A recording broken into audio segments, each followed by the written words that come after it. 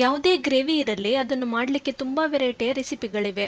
ನಮ್ಮ ಚಾನಲ್ನಲ್ಲಿ ಮಶ್ರೂಮ್ ಮಸಾಲದ ಒಂದು ರೆಸಿಪಿಯನ್ನು ಆಲ್ರೆಡಿ ಶೇರ್ ಮಾಡಿದ್ದೇವೆ. ಈ ವಿಡಿಯೋದಲ್ಲಿ ಕೂಡ ಮಶ್ರೂಮ್ ಮಸಾಲದ ರೆಸಿಪಿಯನ್ನು ಶೇರ್ ಮಾಡ್ತಿದ್ದೇವೆ. ಬಟ್ ಕಂಪ್ಲೀಟ್ ಆದ ಡಿಫ್ರೆಂಟ್ ರೆಸಿಪಿ ಇದು. ಇದನ್ನು ಪಾರ್ಟ್ 2 ಅಂತ ಹೇಳ್ಬೋದು. ಈ ಗ್ರೇವಿ ಹೇಗೆ ಮಾಡೋದು ಅಂತ ಈಗ ನೋಡೋಣ.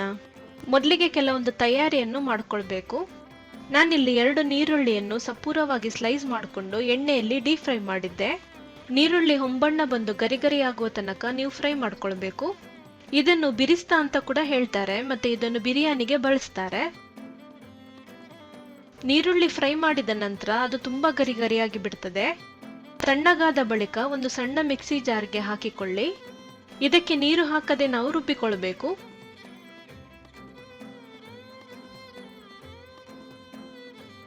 ರುಬ್ಬಿಕೊಂಡ ಬಳಿಕ ಈ ರೀತಿ ಆಗ್ತದೆ ನೋಡಿ. ನೀವು ನೀರು ಹಾಕಿ ರುಬ್ಬಿಕೊಂಡ್ರೆ ಒಂಥರ ಚಟ್ನಿ ತರ ಆಗ್ತದೆ. ನಮ್ಗೆ ಆ ಟೆಕ್ಸ್ಚರ್ ಬೇಡ.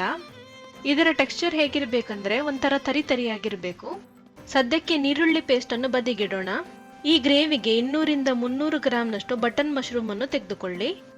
ಮಶ್ರೂಮ್ ಅನ್ನು ನೀವು ಕರೆಕ್ಟ್ ಆಗಿ ಶುಚಿಗೊಳಿಸದಿದ್ರೆ ಗ್ರೇವಿಯನ್ನು ತಿಂದ ಬಳಿಕ ಗಂಟಲಲ್ಲಿ ತುರಿಕೆ ತರ ಫೀಲ್ ಆಗ್ತದೆ. ಸಣ್ಣ ಗಾತ್ರದ ಮಶ್ರೂಮ್ ಅನ್ನು ಕೇವಲ 2 ತುಂಡು ಮಾಡಿಕೊಳ್ಳಿ.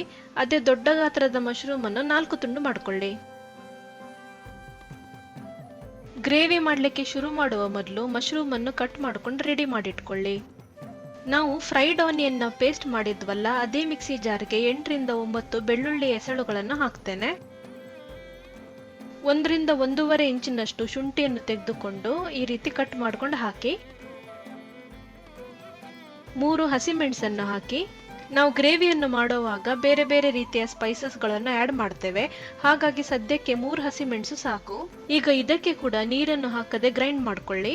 ನಾವು ರುಬ್ಬಿಕೊಂಡ ಪೇಸ್ಟ್ ಈ ರೀತಿ ಆಗ್ಬೇಕು. ನಾವು ನೀರನ್ನು ಹಾಕಿ ಪೂರ್ತಿಯಾಗಿ ಪೇಸ್ಟ್ ಮಾಡ್ಕೊಂಡ್ರೆ ಅಷ್ಟೊಂದು ಫ್ಲೇವರ್ ಗೊತ್ತಾಗೋದಿಲ್ಲ. ಅದೇ ನೀವು ಈ ತರ ಪೇಸ್ಟ್ ಮಾಡ್ಕೊಂಡ್ರೆ ನಿಮ್ಗೆ ಬೆಳ್ಳುಳ್ಳಿ, ಜಿಂಜರ್ ಮತ್ತು ಹಸಿಮೆಣಸಿನ ಸಪರೇಟ್ ಆಗಿ ಫ್ಲೇವರ್ ಗೊತ್ತಾಗ್ತದೆ. ಈ ಎಲ್ಲಾ ತಯಾರಿ ಆದ ಬಳಿಕ ಒಂದು ಬೌಲ್ನಲ್ಲಿ ತುಂಡು ಮಾಡಿಕೊಂಡ ಮಶ್ರೂಮ್ ಅನ್ನು ಹಾಕಿ. ಇದರ ಮೇಲೆ ರುಬ್ಬಿಕೊಂಡ ಫ್ರೈಡ್ ಆನಿಯನ್ ಪೇಸ್ಟ್ ಅನ್ನು ಹಾಕಿಕೊಳ್ಳಿ. ರುಬ್ಬಿಕೊಂಡ ಶುಂಠಿ, ಬೆಳ್ಳುಳ್ಳಿ ಮತ್ತು ಹಸಿಮೆಣಸಿನ ಪೇಸ್ಟ್ ಅನ್ನು ಸಹ ಹಾಕಬೇಕು. ಯಾವುದೇ ಗ್ರೇವಿಯನ್ನು ಮಾಡುವಾಗ ಅದಕ್ಕೆ ನಾವು ಮಸಾಲೆಯನ್ನೆಲ್ಲ ರುಬ್ಬಿಕೊಂಡು ಮಾಡ್ತೇವೆ, ಆದ್ರೆ ನಾವಿಲ್ಲಿ ಮಶ್ರೂಮ್ ಅನ್ನು ಮ್ಯಾರಿನೇಟ್ ಮಾಡಿಕೊಂಡು ಗ್ರೇವಿಯನ್ನು ಮಾಡ್ತೇವೆ. ಇದಕ್ಕೆ ಅರ್ಧ ಟೀ ಸ್ಪೂನ್ ಜೀರಿಗೆ ಪುಡಿಯನ್ನು ಹಾಕಿ. 1 ಟೀ ಸ್ಪೂನ್ ಅಷ್ಟು ಕೊತ್ತಂಬರಿ ಪುಡಿಯನ್ನು ಹಾಕಿ. 1 ಟೀ ಸ್ಪೂನ್ ಗರಂ ಮಸಾಲ ಪುಡಿಯನ್ನು ಹಾಕಿ. 2 ಟೀ ಸ್ಪೂನ್ ಅಷ್ಟು ಕಿಚನ್ ಕಿಂಗ್ ಮಸಾಲ ಪುಡಿಯನ್ನು ಹಾಕಿ.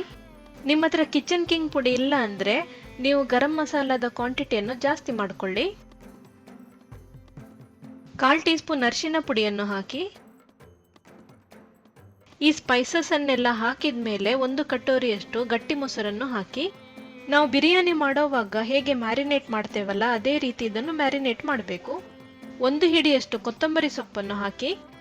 ನಾವು ಬಿರಿಯಾನಿಗೆ ಪುದೀನವನ್ನು ಹಾಕ್ತೇವೆ, ಆದರೆ ಈ ಗ್ರೇವಿಗೆ ನಾವು ಪುದೀನವನ್ನು ಬಳಸೋದಿಲ್ಲ, ಹಾಗಾಗಿ ಕೇವಲ ಕೊತ್ತಂಬರಿ ಸೊಪ್ಪನ್ನು ಮಾತ್ರ ಹಾಕಿ. ರುಚಿಗೆ ತಕ್ಕಷ್ಟು ಉಪ್ಪನ್ನು ಹಾಕಿಕೊಳ್ಳಿ. ಮ್ಯಾರಿನೇಟ್ ಮಾಡಲಿಕ್ಕೆ ಎಲ್ಲ ಸಾಮಗ್ರಿಗಳನ್ನು ಹಾಕಿದ್ದಾಯ್ತು. ಈಗ ಇದನ್ನು ಚೆನ್ನಾಗಿ ಬೆರೆಸ್ಕೊಳ್ಳಿ. ನಿಮ್ಗೆ ಬೇಗನೆ ಗ್ರೇವಿ ಮಾಡಬೇಕು ಅಂತ ಇದ್ರೆ 10 ನಿಮಿಷ ಸೈಡಿಗೆ ಇಡಿ. ಇದನ್ನು ನಿಮ್ಮ ಹತ್ರ ಟೈಮ್ ಇದ್ರೆ 1 ಗಂಟೆ ಇಟ್ರೆ ಚೆನ್ನಾಗಿರ್ತದೆ. ಗ್ರೇವಿಯನ್ನು ಮಾಡಲಿಕ್ಕೆ ಒಂದು ಕಡಾಯಿನಲ್ಲಿ 3 ಟೇಬಲ್ ಸ್ಪೂನ್ ಅಷ್ಟು ಅಡುಗೆ ಎಣ್ಣೆಯನ್ನು ಹಾಕಿ. ನಾನು ನೀರುಳ್ಳಿ ಫ್ರೈ ಮಾಡಿದ್ನಲ್ಲ ಅದೇ ಎಣ್ಣೆಯನ್ನು ಇದಕ್ಕೆ ಉಪಯೋಗಿಸುತ್ತಿದ್ದೇನೆ. ಎಣ್ಣೆ ಬಿಸಿಯಾದ ನಂತರ ಒಂದು ಅಂದಾಜಿನ ಮೇಲೆ ಸ್ವಲ್ಪ ಚಕ್ಕೆ, ಲವಂಗ ಮತ್ತು ಏಲಕ್ಕಿ, 1 ಪುಲಾವ್ ಎಲೆಯನ್ನು ಹಾಕಿ. 2 ಟೀ ಸ್ಪೂನ್ ಅಷ್ಟು ಸೋಂಪು ಕಾಳುಗಳನ್ನು ಹಾಕಿ. ನಿಮ್ಮ ಹತ್ರ ಸೋಂಪು ಕಾಳುಗಳು ಇಲ್ಲ ಅಂದ್ರೆ ಶಾಜೀರ ಅಥವಾ ಖಾಲಿ ಜೀರವನ್ನು ಹಾಕಬಹುದು. 1 ಟೀ ಸ್ಪೂನ್ ಅಷ್ಟು ಅಚ್ಚ ಖಾರದ ಪುಡಿಯನ್ನು ಹಾಕಿ. ಗ್ರೇವಿಗೆ ಒಳ್ಳೆ ಕಲರ್ ಬರಬೇಕು ಅಂತ ಇದ್ರೆ ಕಾಶ್ಮೀರಿ ಮೆಣಸಿನ ಹುಡಿಯನ್ನು ಹಾಕಿ. ಈಗ ಇದಕ್ಕೆ ಮ್ಯಾರಿನೇಟ್ ಮಾಡಿಕೊಂಡ ಮಶ್ರೂಮ್ ಅನ್ನು ಹಾಕಬೇಕು. ನಿಮ್ಮ ಹತ್ರ ಈ ಮ್ಯಾರಿನೇಟ್ ಮಾಡಿಕೊಂಡ ಮಶ್ರೂಮ್ ರೆಡಿ ಆಗಿದ್ರೆ ಕೇವಲ 5 ನಿಮಿಷದಲ್ಲಿ ಈ ಗ್ರೇವಿಯನ್ನು ತಯಾರು ಮಾಡಬಹುದು. ಇದರಲ್ಲಿ ಮೊಸರನ್ನು ಹಾಕಿರೋದ್ರಿಂದ ಮೊದಲಿಗೆ ಸಣ್ಣ ಊರಿನಲ್ಲಿ ಬೇಯಿಸಿಕೊಳ್ಳಿ. ನಾನಿದಕ್ಕೆ ನೀರನ್ನು ಹಾಕಿಲ್ಲ, ಮಶ್ರೂಮ್ ಅದರ ಮಾಯಿಶ್ಚರ್ ಅನ್ನು ಬಿಟ್ಟಿದೆ. ಮಶ್ರೂಮ್ ತುಂಬಾ ಬೇಗನೆ ಬೇಯುತ್ತದೆ, ಹಾಗಾಗಿ ಮೊದಲಿಗೆ 1 ನಿಮಿಷ ಅದರ ನೀರಿನಲ್ಲೇ ಬೇಯಿಸಿಕೊಳ್ಳಿ. ನಂತರ ಕನ್ಸಿಸ್ಟೆನ್ಸಿ ನೋಡಿಕೊಂಡು ಬೇಕಾಗಿದ್ದಲ್ಲಿ ಸ್ವಲ್ಪ ನೀರನ್ನು ಹಾಕಿ. ನಾರ್ಮಲಿ ನಾರ್ತ್ ಇಂಡಿಯನ್ ಗ್ರೇವಿಗಳು ಯಾವ ಕನ್ಸಿಸ್ಟೆನ್ಸಿನಲ್ಲಿ ಇರ್ತದೆ ಅಂತ ಗೊತ್ತಿದೆ ಅಲ್ಲ, ಆ ಕನ್ಸಿಸ್ಟೆನ್ಸಿ ಬರೋ ತನಕ ನೀರು ಹಾಕಿ. 1 ಟೇಬಲ್ ಸ್ಪೂನ್ ಅಷ್ಟು ಸಕ್ಕರೆಯನ್ನು ಹಾಕಿ ರುಚಿಗೆ ತಕ್ಕಷ್ಟು ಉಪ್ಪನ್ನು ಹಾಕಿಕೊಳ್ಳಿ. ಇದನ್ನು ಬೆರೆಸಿಕೊಂಡ ನಂತರ ಕೇವಲ 1 ಕುದಿ ತೆಗೆದರೆ ಸಾಕು. ಮಶ್ರೂಮ್ ಬೇಯಲಿಕ್ಕೆ ತುಂಬಾ ಟೈಮ್ ಏನು ತೆಗೆದುಕೊಳ್ಳೋದಿಲ್ಲ. ನಿಮ್ಮ ಮನೆಯಲ್ಲಿ ಗೆಸ್ಟ್ ಎಲ್ಲ ಬರೋವಾಗ ಕ್ವಿಕ್ ಆಗಿ ಏನಾದರೂ ಗ್ರೇವಿ ಮಾಡಬೇಕು ಅಂತ ಇದ್ರೆ ಹಿಂದಿನ ದಿನನೇ ಈ ಮಶ್ರೂಮ್ ಅನ್ನು ಮ್ಯಾರಿನೇಟ್ ಮಾಡಿಕೊಂಡು ಫ್ರಿಜ್ ನಲ್ಲಿ ಇಡಿ. ಮರುದಿನ ಕೇವಲ 5 ನಿಮಿಷದಲ್ಲಿ ಈ ಗ್ರೇವಿಯನ್ನು ಮಾಡಿಕೊಳ್ಬಹುದು. ನಾನು ಗ್ಯಾಸ್ ಅನ್ನು ಆಫ್ ಮಾಡ್ಕೊಂಡಿದ್ದೇನೆ. ರುಚಿಯಾದ ಮಶ್ರೂಮ್ ಮಸಾಲಾ ಗ್ರೇವಿ ರೆಡಿಯಾಗಿದೆ. ಇದಕ್ಕೆ ಕೊನೆಯಲ್ಲಿ ಸ್ವಲ್ಪ ಕೊತ್ತಂಬರಿ ಸೊಪ್ಪನ್ನು ಹಾಕಿ ಬೆರೆಸ್ಕೊಳ್ಳಿ. ಇದು ಆಕ್ಚುಲಿ ನಾನ್ ತಂದೂರಿ ರೋಟಿ ಜೊತೆ ತುಂಬಾ ಚೆನ್ನಾಗಿರ್ತದೆ. ಅದು ಬಿಟ್ರೆ ಕೇರಳ ಪರೋಟ, ಪೂರಿ, ಚಪಾತಿ ಜೊತೆಗೂ ತುಂಬಾ ಒಳ್ಳೆಯ ಕಾಂಬಿನೇಷನ್. ನೀವು ಈ ರೆಸಿಪಿಯನ್ನು ಟ್ರೈ ಮಾಡಿದ ಬಳಿಕ ನಿಮ್ಮ ಅನಿಸಿಕೆಯನ್ನು ಕಮೆಂಟ್ ಮೂಲಕ ತಿಳಿಸಿ. ಹಾಗೇನೇ ನಮ್ಮ ಚಾನೆಲ್ ಇಷ್ಟವಾಗಿದ್ರೆ ಸಬ್ಸ್ಕ್ರೈಬ್ ಮಾಡಲು ಮರಿಬೇಡಿ. ಎಲ್ಲರಿಗೂ ಧನ್ಯವಾದಗಳು.